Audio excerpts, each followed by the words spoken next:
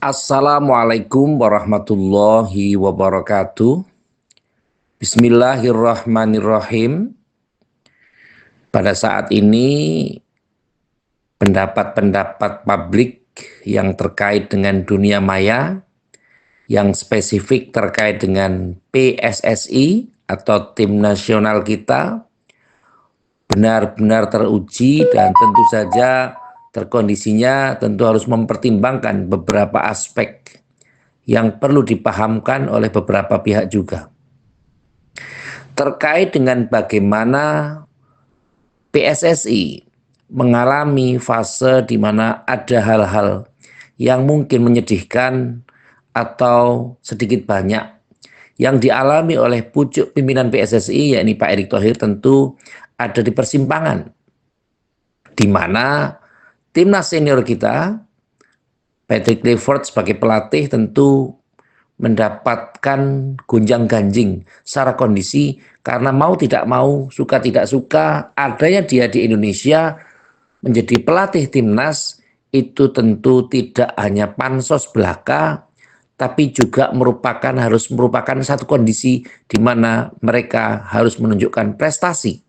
Dia sebagai legenda dunia tentu harus menunjukkan tajinya bahwa dia mampu mengubah timnas untuk menjadi lebih baik daripada masa pelatih sebelumnya, yang sebelumnya ini dilatih oleh STY atau Sintayong.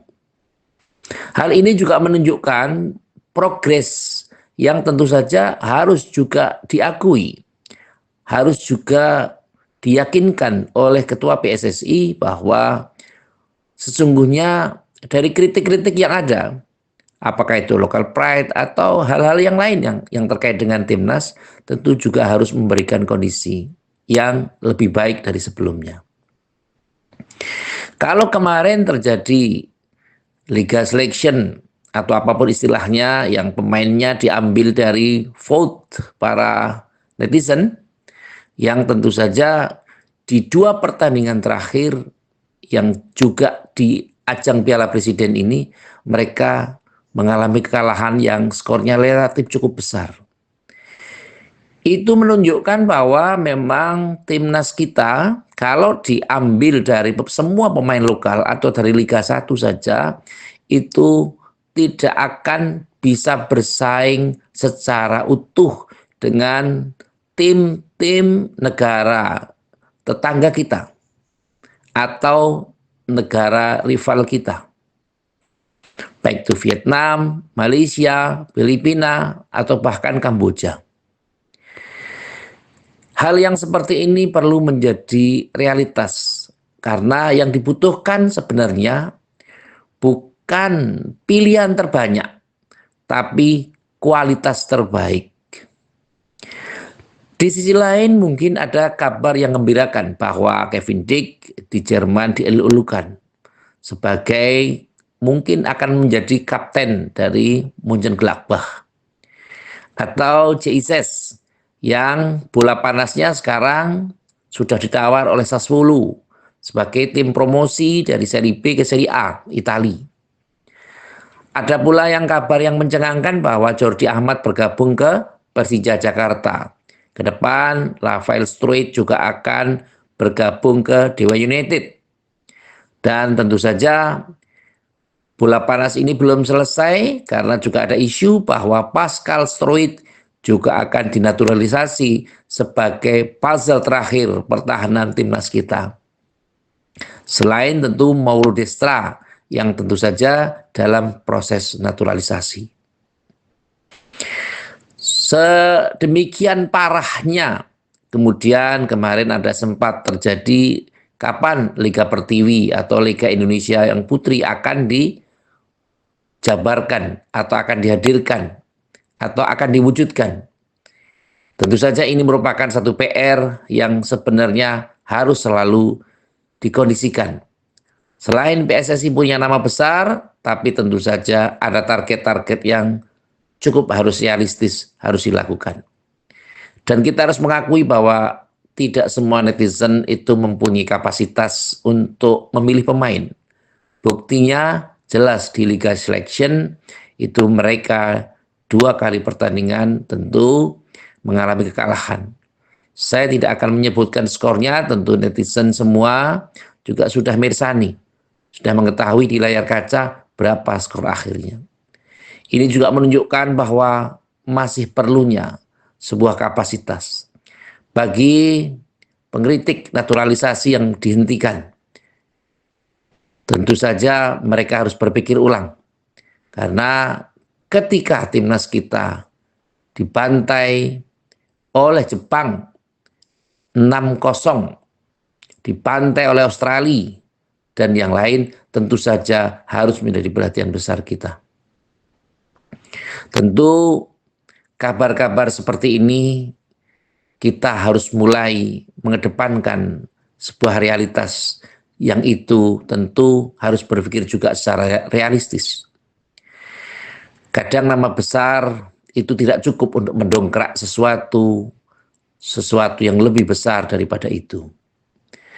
Tapi apapun maknanya, tentu hal yang bisa kita dapatkan adalah bahwa kesetiaan terhadap bangsa dan negara itu tentu harus dimaklumatkan dan harus disikapi oleh siapapun, baik itu pelaku olahraga, budaya, ekonomi, ataupun di pucuk-pucuk pemerintahan.